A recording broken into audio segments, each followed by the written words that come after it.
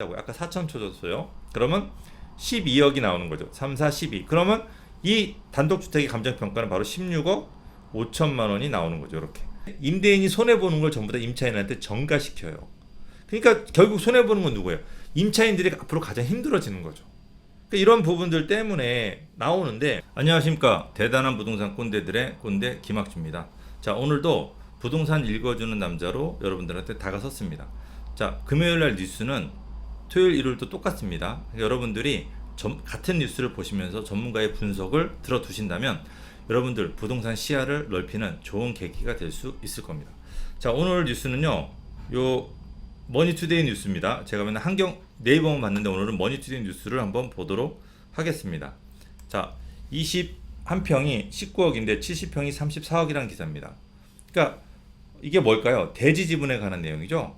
이 재개발 한남 3구역이라고 하는, 그러니까 한국에서, 대한민국에서 가장 재개발 비싼 지역 바로 한남 뉴타운입니다. 그 중에서도 가장 큰 블록, 그게 바로 한남 뉴타운 3구역입니다. 모든 서울 재개발의 바로미터가 한남 3구역이기 때문에 이 한남 3구역의 감정평가를 아는 것은 서울의 재개발을 이해하는데 가장 좋을 겁니다. 그래서 감정평가 70평이 34억, 21평이 19억입니다. 이제 21평 19억은 빌라가 그렇고요. 70평 34평은 이제 단독입니다. 단독이 그러겠죠. 단독이 57에 35. 그래서 이런 부분들이 우리가 지방 분들이 듣는다면, 또 다른 서울의 다른 분들이 듣는다면 굉장히 놀랄 거예요. 왜? 우리 지역은 감정평가 7억에서 10억인데 니네는 뭐 19억이요 34억이야? 어마어마하구나. 이런 부분들, 이게 한남 뉴타운이니까 가능한 거죠. 그러니까 이게 예를 들면 재개발의 압구정인 거예요. 그러니까 우리가 재개발을 투자할 때 위치가 되게 중요한 거예요. 이분들은 2003년부터 투자를 하신 거예요. 2003년에 1억에서 뭐 3억 정도에 투자를 했겠죠. 이게 18년 만에 이렇게 뛴 거죠. 그러니까 좋은 위치를 놓고 오랫동안 투자한다면 여러분도 이런 수익을 볼 수가 있다는 걸 좀 기억하시고, 배만 아파하지 마시고, 나도 부럽다. 저도 부럽죠. 너무 부러워만 하지 마시고, 위치 좋은 데를 잘 투자하면 이런 부분도 될 수 있다는 걸 잘 기억하시고, 여러분들은 그러면 어떤 위치에 어떤 지역을 투자할 거를 아마 잘 생각을 해보셔가지고 장기 투자로 생각을 해보시면 좋을 것 같아요. 그래서 무슨 일이 있느냐 보니까 뭐 이런 것도 있어요. 대다수 주민이 80세 넘은 어르신들이고 아파트 한 채가 전 재산인데 같은 평수를 옮기는데 5억 원의 분담금을 내야 한다. 너무 부담스럽다라는 얘기를 하시는 거예요. 자, 이분들은 예전에 예를 들어서 아파트를 갖다 5억에 사셨어요. 근데 이제 시간이 흐르니까 감정평가를 하니까 10억이 나온 거예요. 근데 이게 감정평가예요. 근데 조합원 분양가, 이 조합원 분양가가 15억이 떨어진 거죠. 그러면 우리가 추가 부담금 뭐냐? 요 조합원 분양가에서 요 감정평가를 빼면 5억이란 차액이 나오죠. 이게 바로 추가 부담금이에요. 그러니까 이렇게 추가 부담금을 내면 너무 내가 부담된다라는 거죠. 그러면 이분이 얼마짜리 아파트를 받냐? 15억짜리가 지금 시장에서 보는 금액은 30평대 25억에서 약 30억 정도로 평가하고 있어요. 즉 5억이란 돈을 더 내면은 25억에 30억짜리 아파트를 받는 거예요. 저는 엄청 부러운데, 근데 사실 돈이 없는 분들은 되게 부담될 수가 있죠. 저는 부러운데, 그래서 정부가 이거를 매매를 좀 풀어줘서 관리처분 후에도 좀 풀어줘가지고 저같이 부러운 사람들이 좀 비싼 돈을 내고 이렇게 사면은 이분들도 나가서 딴 데 좋은 데 살 수가 있고, 우리는 또 우리가 갖고 싶은 아파트를 가질 수가 있을 텐데 이게 막혀요. 그러니까 이 부분도 조금 약간 이분들도 팔지 못하니까, 조금만 지나면 팔지 못하니까 이게 힘든 거고, 또 팔면 또 떠나야 되니까 이런 부분들이 서로 상충되는 건데, 어쨌든 저는 부럽네요. 그죠? 5억만 내면은 25억에 30억짜리 아파트를 받을 수 있다고 하니까 많은 시청자분들이 아마 부러운 얘기가 될 것 같습니다. 그리고 보니까 여러 가지 뭔데, 이제 한남뉴타운 해봤더니 단독주택보다 분할 다세대 빌라 쪽의 대지 지분의 가치가 높게 나왔다. 높게 나왔는데 2배가량 낮게 책정됐다며. 그러니까 어떻게 본다면 어떤 분들은 높게 나왔다고 그러고 어떤 분들은 또 낮게 나왔다고 그러고 약간 헷갈리네요. 그래서 내용을 한번 살펴보자고요. 왜 이런 문제가 생겼는지. 이게 약간 글자가 작으니까 제가 큰 글씨로 한번 여러분들한테 보면서, 먼저 한남뉴타운 위치도부터 볼까요? 위치도 혹시 모르시는 분들 계시나? 자, 한남뉴타운 위치도를 보게 되면 밑으로는 한강, 여기 건너편에 반포죠. 반포. 위치가 굉장히 좋죠. 위쪽으로는 남산이에요. 배산 임수. 대한민국에서 풍수지리가 가장 좋은 거죠. 그리고 가장 크죠. 엄청나게 큰. 왼쪽으로는 바로 민족공원이에요. 100만 평의 공원이 들어서는데 요 주변이 앞으로 서울에서 집값이 제일 비쌀 거라는 예상을 하는 거죠. 그러다 보니까 신분당선도 요 자리에 생기고요. 그러니까 엄청나게 신분당선은 강남 가는 라인입니다. 이렇게 강남 한 번에 강남 가는 지하철. 그러니까 용산도 가고 이렇게. 그래서 엄청난 일이 생기는데 또 불구하고 이제 감정평가라고 하는 부분에서 여러분 부분이 생기는 게 행복은 절대가 아니거든. 상대성이거든요. 당신은 내가 다른 블록, 다른 구역에 있는 사람들이 봤을 때는 되게 배 아픈 얘기고 높게 나온 거지만 그 구역 내에서 나는 19억 나왔는데 19억 나올 줄 알았던 사람이 21억이 나오면 이 사람 잠을 못 자는 거죠. 이제 이런 여러 가지 트러블이 생기는 거죠. 그리고 네가 추가 부담금을 적게 내면 내가 추가 부담금을 조금 더 낼 수 있으니까 이런 부분들 때문에 계속 트러블이 생기는 거죠. 자, 그래서 보니까 2003년 준공돼 19세로 구성된 한남 노열 팰리스 아파트 조합원이 자기 전용 면적이 162, 약 49평이에요. 49평인데 감정평가가 21억이 나왔대요. 자, 49평짜리가 감정평가가 21억이 나왔어요. 근데 그 건너 저쪽에 18년 됐죠. 18년 됐는데 오래된 빌라래요. 그러면 한 35년 됐겠죠. 35년. 이 오래된 빌라 30평형은 24억이 나왔다. 이러니까 억울하다는 거죠. 근데 밑에 봤더니 대지 지분이 49평짜리, 이 49평짜리는 대지 지분이 23평 정도고, 자, 이 30평짜리는 대지 지분이 29평이네요. 그러니까 대지 지분은 또 역전이에요. 바뀌었어요. 그런데 이제 대지 지분이 큰 애가 감정평가가 많이 나왔다. 이건 잘못된 게 아니냐. 근데 우리 일반 시청자가 봤을 때는 대지 지분이 큰 게 당연히 많이 나오는 거 당연한 거 아닙니까? 라고 얘기를 할 수가 있어요. 그러면 우리가 이제 감정평가에 대한 걸 한번 살짝 시간 조금만 들여서 주말이 있는데 편하게 쉬는데 어려운 거 하지 말고 쉽게 공부해 보자고요.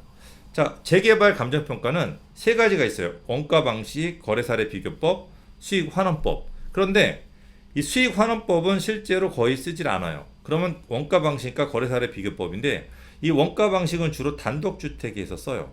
그럼 단독주택에서 어떻게 쓰냐면 단독주택을 자, 이렇게 단독주택이 대지하고 건물이 이렇게 나눴죠.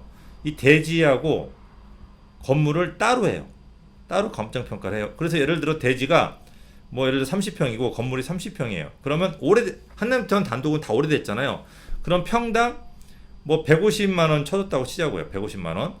그러면 4억 5천 정도가 건물에 대한 감정평가가 나오는 거죠. 그 다음에 대지는 평당 4천 쳐줬다고 하자고요. 아까 4천 쳐줬어요. 그러면 12억이 나오는 거죠. 3, 4, 12. 그러면 이 단독주택의 감정평가는 바로 16억 5천만 원이 나오는 거죠. 이렇게. 그래서 단독은 표준지 공시가만 알면은 생각보다 그렇게 어렵진 않아요. 크게. 근데 이제 빌라예요. 빌라가 바로 이 거래사례 비교법으로 빌라를 해요. 이 거래사례 비교법은 뭐냐? 빌라는 대지 위에다가 단독 이 건물을 짓는 과정이 대지 지분이 중요한 게 아니고 건물의 위치가 중요해요. 왜? 1층과 4층의 빌라 가격은 다르잖아요. 전망이 나오는 빌라와 앞에 막힌 빌라는 다르잖아요.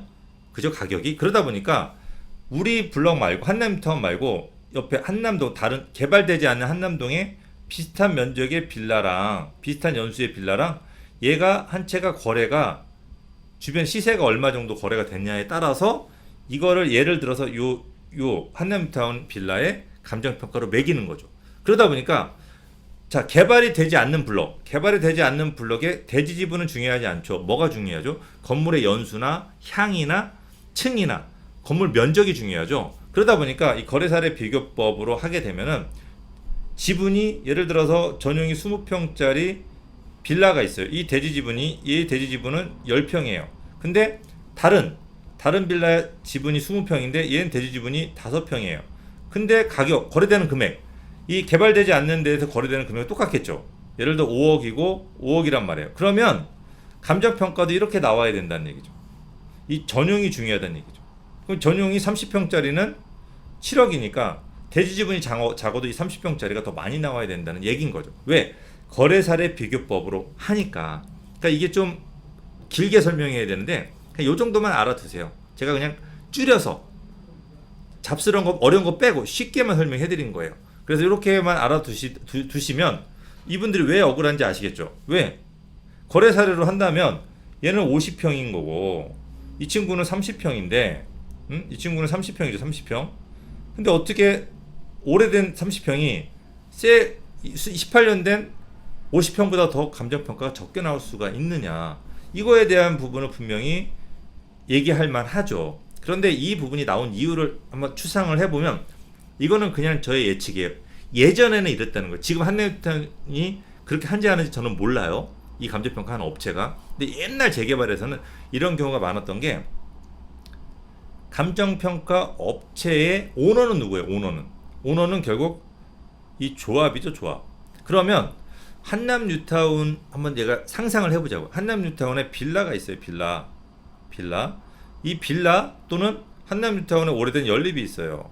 그러면 한남뉴타운에 15년 된 빌라가 많을까요? 35년 된 연립이 많을까요?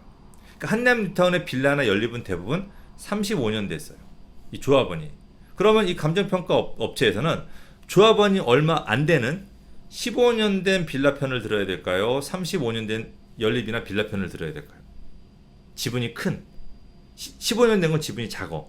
그러니까 많은 사람 편을 들어야지 나중에 관리처분 통과될 때 편하겠죠. 동의율이 잘 나와야 되니까. 그러다 보니까 이렇게 많은 쪽의 편을 들었을 가능성도 있어요.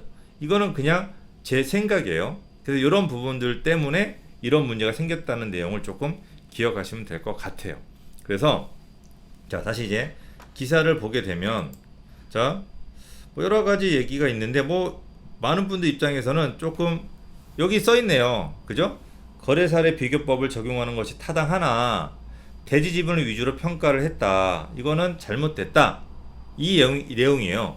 이 부분은 조금 맞을 수가 있어요. 제가 지도를 좀 보면서 좀 설명을 해드리면, 자, 요 로얄 팰리스 요 위치를 보게 되면 요 자리예요. 이렇게 한남유타운 요 자리, 이태원역까지 한 10분 정도 거리, 경사도 좀 있고 지하철까지 가깝진 않아요. 안쪽에 있고.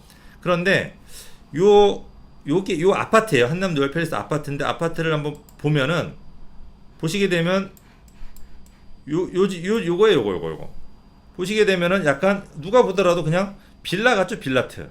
세대수가 조금 많은 빌라트. 이게 법으로 우리가 5층 이상 되면은 아파트에 들어가야 되거든요. 그러다 보니까 4층까지는 빌라, 5층, 요즘은 5층까지도 짓는데 어쨌든 6층 이상, 5층 이상은 아파트. 법으로 그렇게 되다 보니까 얘 명칭이 그냥 아파트인 건지, 우리가 흔히 알고 있는 19세대 그냥 큰 면적의 빌라인 거죠.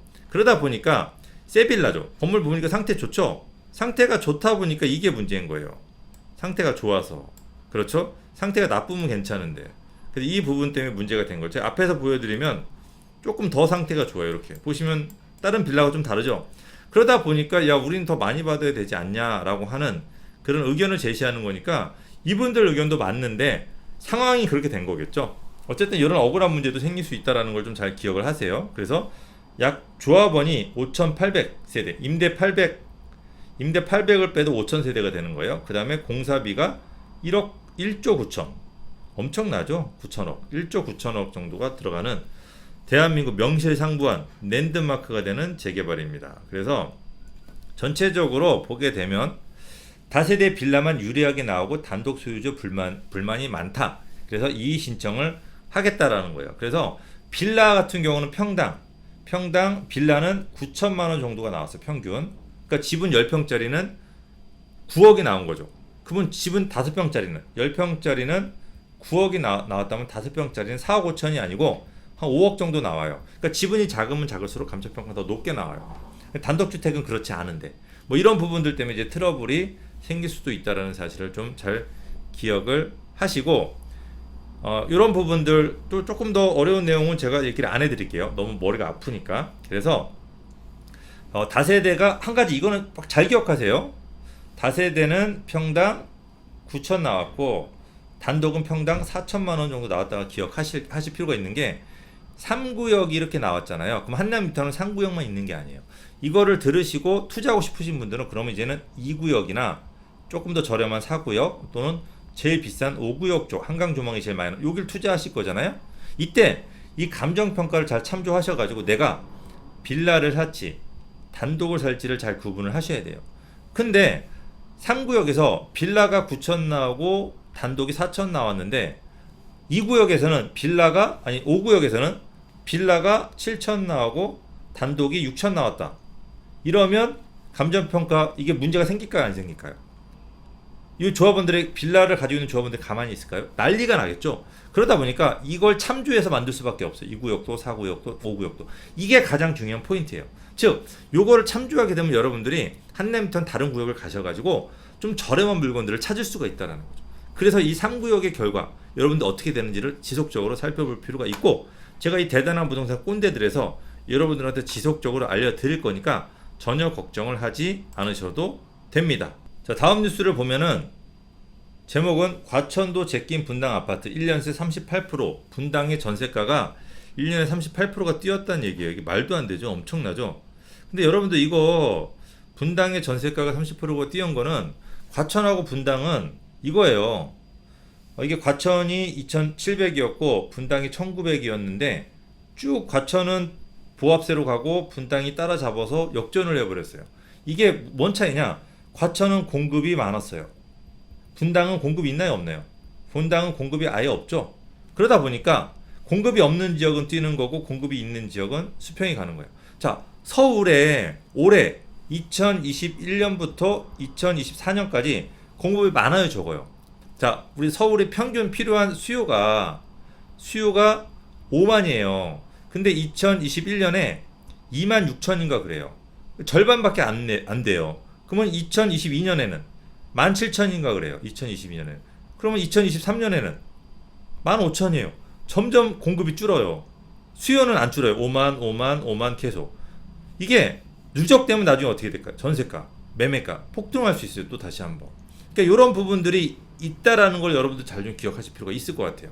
지금 이 공급이 분당이 전세가 뛰는 거 이게 남의 일이 아닐 수도 있다라는 거예요. 그래서 왜 뛰었냐, 왜 금액이 뛰었냐고 보면 과천은 지식정보타운 아파트 분양을 노린 청약 수요자들이 빠져나갔대요. 이제 끝났으니까.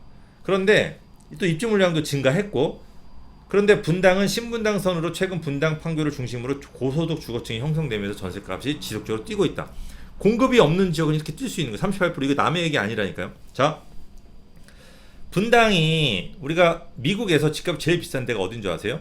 많은 분들이 뉴욕으로 얘기해요. 전문가한테 물어봐도 뉴욕 센트럴파크 쪽이 아니라고 하는데 미국에서 집값 제일 비싼 데는 실리콘밸리, 샌프란시스코예요. 샌프란시스코. 왜? 실리콘밸리가 있기 때문에 그래요. 이 실리콘밸리가 미국에서 가장 높은 연봉을 받아요. 왜 그럴까요? 바로 IT 산업의 메카니까. 그러면 한국의 실리콘밸리는 어디예요? 한국의 실리콘밸리 바로 판교죠. 판교. 그럼 판교의 IT 산업은 앞으로 하향 산업입니까? 뜨는 산업입니까? IT 산업 자체가 뜨는 산업이죠. 그러니까 판교는 앞으로 미래가 어떻다? 나쁘다, 좋다. 그죠? 뭐 판교 집을 가지고 계신 분들은 이것만 가지고도 고민할 필요가 없고, 실리콘밸리처럼 더 판교 제2테크노밸리가 더 왕성하게 잘 될 때까지 기다리면 무조건 좋다. 뭐 이런 내용으로 생각을 해 보시면 돼요. 자, 다음 뉴스 보도록 하겠습니다. 자, 요 뉴스는 좀 연수가 된 겁니다. 요 뉴스는 내린다던 작년 집값 오른 건 갑작스런 임대차 법 때문이다. 2021년에 1월 달에 나온 뉴스입니다. 근데 이 뉴스를 제가 오늘 봤는데 이 뉴스를 조금 여러분들이 좀 보실 필요가 있을 것 같아요. 그래서 자, 주택 가격 전망을 발표하는 3대 기관의 지난해 집값 전망치가 모두 완전히 빗나갔다. 그러니까 모든 이 3대 기관 업체가 전부 다 떨어진다고 했어요. 집값이. 왜? 정부가 집값을 잡겠다고 하니까 그걸 믿고 부동산 대책 때문에 집값이 떨어진다고 했는데 전국 주택 가격은 오히려 올랐다.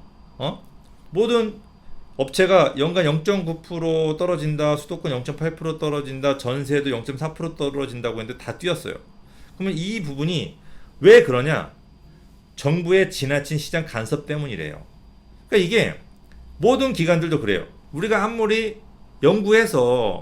박사들이 연구해서 부동산 가격을 전체적인 시장의 흐름이 많이 뛰었으니까 이제 흐름이 이렇게 약간 보합기로 가야 되는데 이거를 자꾸 정부가 내비두면 되는데 임대차 3법이든 뭐든 세 가지 작년에 대책이 나왔었죠. 자꾸 이상한 대책을 만들면서 집값을 이렇게 끌어올려요. 이걸 누가 만든 거예요? 그러니까 정부에서 만든 거예요. 그러니까 지금 제발 가만히 있으면 좋겠어요. 이 가만히 있으면 반은 가거든요. 그래서 집값이 뛴 이유를 살펴보니까 코로나 사태로 인한 저금리, 만성적인 풍선 효과. 이 풍선 효과를 누가 만든 거예요? 정부에서 만든 거예요. 정책으로. 새 주택 임대차법. 이건 누가 만든 거예요? 국회에서 만든 거예요. 아니 임대차법 만드는 건 좋지만 왜 하필 지금 해요? 나중에 집값이 보합세로 갔을 때 그때 하지. 그러니까 이거는 정치적인 거예요. 정치적인 거. 하나 이유가 없는 임대차 3법. 임대인한테 불리한, 임차인한테 불리한. 임대인한테도 욕먹고 임차인한테도 욕먹는데 결국 임대차 3법이 임대인을 불리하게 만든 건데 임대인이 손해보는 걸 전부 다 임차인한테 전가시켜요. 그러니까 결국 손해보는 건 누구예요? 임차인들이 앞으로 가장 힘들어지는 거죠. 그러니까 이런 부분들 때문에 나오는데 지금 최악의 실책으로 임대차 2법인데 지금 임대차 3법이 또 실행됐죠? 3법이. 그죠? 하나 남은 전월세 신고제까지 신고됐어요. 그럼 앞으로 전월세 값이 올라갈까요? 떨어질까요? 그냥 지금까지 사례를 본다면 올라간다는 거에 저는 90%의 저는 이 표를 던질 것 같습니다. 아예. 그렇죠? 그 다음에 이제 네이버 우리가 뉴스를 한번 제가 보도록 할게요. 오늘 이제 네이버 뉴스도 하나 해드려야겠죠? 네이버 뉴스를 이제 보게 되면 자 이것도 약간 또 비슷한 얘기네요. 자 SH에서 빈집 사서 임대주택을 지었는데 네 곳 중 한 곳이 빈집이래요. 부실투성이래요. 부실투성이. 관리가 안 돼요. 관리가. 그러니까 임대주택 자체가 이거를 신축업자들이 임대주택 SH에 아예 팔생각으로 임대주택으로 팔생각으로 지을 때요 가장 싸게 지어요. 그리고 그냥 막 짓고 왜 팔 필요도 없으니까 구조를 잘 안 해도 공무원들이 와서 임대주택 고를 때 그런 거 잘 안 봐요. 면적 보고 건물 깨끗하면 괜찮네 겉에만 보고 그냥 판단을 해버리는 거죠. 우리가 실수요 집 살 때 그래요. 우리가 구조 중요하죠. 구조. 그죠? 위치도 굉장히 중요하고 가격도 당연히 중요하고 근데 어떻게 지었느냐도 되게 중요하고 근데 공무원들이 일할 때는 굳이 이런 걸 다 보지 않는다는 거죠. 그러니까 공무원들이 지금 LH에서 공공 주도 개발로 본인들이 집을 짓겠다고 하죠. 본인들이 집을. 그럼 과연 이거 잘 지을까요? 누가 관리 감독을 할 건데요? 누가 결정해야 돼요? 주민들이 결정자 아니잖아요. 주민들은 협의체만 있는 거죠. 그러면 공무원들이 이 집에 대한 구조, 공사, 모든 총괄, 계약, 내장재 계약, 구조 이런 거 다 결정할 텐데 이거를 어떻게 믿고 가냐고요. 이런 부분이 계속 생기는데. 그리고 필요한 쪽에다 임대주택을 지어야 되는데 공급이 많은 쪽에다 짓는 거예요. 그래서 71% 6개월 이상 비어진 상태래요. 매입주택 같은 경우가. 그래서 이게 지금 서울시 지금 변창흠 국토부 장관이 시장으로 재직하던 서울 SH의 매입임대주택 4곳 중 한 곳이 공실로 남아있다고 하니까 이분이 만든 공공주도 개발도 저희가 신뢰를 할 수가 없다라는 거예요. 신뢰를. 그러니까 내가 내 집 관리하면서 내가 짓는 게 최고예요. 다른 사람 믿으면 안 돼요. 제가 여러분들한테 얘기했죠. 좀 전에도. 정책은 어떻게 하는 거라? 정책은 분석을 하는 거예요. 분석. 정책은 따르는 게 아니에요. 정책은 분석을 해서 그 분석을 토대로 여러분들이 투자를 하는 거예요. 여러분들 인생, 여러분들 재테크는 누가 책임진다? 바로 여러분들이 책임져야 돼요. 그래서 이 부분들 정책을 저희가 분석하는 거는 저희 꼰대들한테 맡기고 여러분들은 이 분석을 여러 개의 분석 유튜브 많잖아요. 여러 개의 분석을 보시고 여러분들 선택을 하셔서 여러분들의 투자의 방향, 여러분 재테크의 방향을 결정을 하시면 됩니다. 아셨죠? 자, 또 한번 볼게요. 어떤 내용이 있나? 요거 있네요. 자, 요거는 제목만 봐도 되겠어요. 제목만 봐도 굳이 뭐 깊게 볼 필요 없이 문 대통령 시장 안정만 담보되면 재건축 얼마든지 가능하다. 오세훈 사실상 퇴짜 맞았다 이거예요. 우리 지금 재건축이 1차 정밀 안전진단보다 2차 정밀 안전진단 두 개가 있어요. 하나 2차 정밀 안전진단이 있는데 2차 정밀 안전진단이 되게 깐깐해요. 굉장히. 이걸 가지고 재건축 공급량을 결정을 하는데 각 정부마다 달라요. 이 안전도 이 안전도 우리가 총 점수를 매겨서 이 점수를 가지고 재건축을 해줄 거냐 안 해줄 거냐를 결정을 하는데 이 안전도에 따라 가지고 결정이 되는 거예요. 왜 안전도가 총 점수에서 2006년에 50%까지 노무현 정권 때 50%까지 올라갔어요. 그러다가 이명박 정권 때 그나마 좀 풀어줬죠. 40%로. 그러다가 박근혜 때 20%로 풀어줬어요. 그러니까 이때가 재건축하기 제일 좋았죠. 그러니까 공급이 많았죠. 그런데 다시 문재인 정부 되면서 50%를 올려가지고 실제로 재건축이 거의 진행이 안 돼요. 이 50%의 안전진단을 통과하려면 거의 집이 허물어질 정도여야 된대요. 허물어져. 집이 거의 진짜 위험할 정도로. 그러니까 재건축을 안 해주겠다는 거죠. 이거는. 그래서 이 재건축이 오세훈 서울시장이 이 내용을 알아서 이거를 풀어달라고 하는 건데 이 안전진단 내용을 좀 완화시켜달라고 하는 오세훈이 이 안전진단 2차 안전진단 있잖아요. 요거를 좀 풀어줘라. 다른 부분 환경이라든지 건축 자재라든지 여러 가지 용도의 점수를 좀 같이 좀 동등하게 하자라고 하는 얘기인데 문 대통령은 시장 안정만 담보되면 재건축을 풀어주겠다. 그러니까 집값이 재건축을 풀어주면 집값이 뛴다라는 거죠. 그런데 오세훈 서울시장도 이걸 알 거예요. 재건축이 풀어지면 집값이 뛸 거라는 거를. 그래서 만약에 진짜로 정부에서 진짜로 재건축 안전진단을 풀어주잖아요. 진짜로? 그럼 오세훈 서울시장이 당황할 거예요. 왜?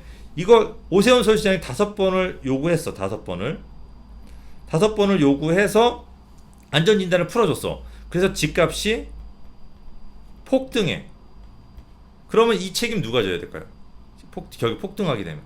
이거 오세훈 서울시장이 야당 쪽에서 뒤집어 쓸 수가 있어요. 그러니까 첫 번째는 안전진단 통과 안 해줘요. 왜? 얘기하자마자 해주면 다 뒤집어 쓰이니까. 그런데 3번, 4번 계속 얘기하면은 어쩔 수 없이 풀어준다. 왜? 서울시장 때문에. 그러면 이때 지금 집값이 공급이 2023년까지 서울에 공급이 거의 없어요. 그러니까 이게 공급이 없는 상황에서 풀어진다면 집값이 폭등할 수 있거든요. 굉장히. 특히 재건축을 건들면, 특히 한강변의 재건축을 건들면. 그런데 이게 진짜로 풀어주게 되면 오세훈 서울시장도 굉장히 당황할 수밖에 없어요. 그러니까 이게 과연 몇 번 정도 요구할까? 또는 여기서 여당에서 진짜로 풀어줄까? 제가 여당이라면 저는 3번, 4번 정도 때 풀어줘요.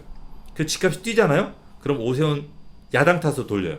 그럼 다음 선거 때 국민들이 어떤 선택을 할 건지 이런 부분들을 가지고 조율을 할 수도 있으니까 자 여당도 그렇고 야당도 그렇고 이 부분 특히 오세훈 서울시장 같은 경우 이 부분을 잘 좀 기억을 하실 필요가 있다라는 거 그냥 무작정적으로 요구를 하면 안 된다는 걸 좀 기억을 하실 필요가 있습니다. 자 일단은 제가 이 부동산 오늘 뉴스는 여기까지 하도록 할게요. 자 여러분들 저희가 이렇게 이제 부동산 아까도 말씀드렸어요. 투자 여러분들 재테크는요 정부의 정책을 믿고 따르면 안 돼요. 정부의 정책은 분석만 하고 모든 투자 결정은 여러분들 스스로 하셔야 되고 그 분석은 저희 부동산 꼰대가 책임지고 해드릴게요. 그러니까 쭉 여러분들 무조건 구독은 필수입니다. 알람도 필수고 구독 알람 2개를 동시에 하고 왼쪽에 좋아요도 꼭 눌러주세요. 자 저는 여기서 물러가도록 하겠습니다.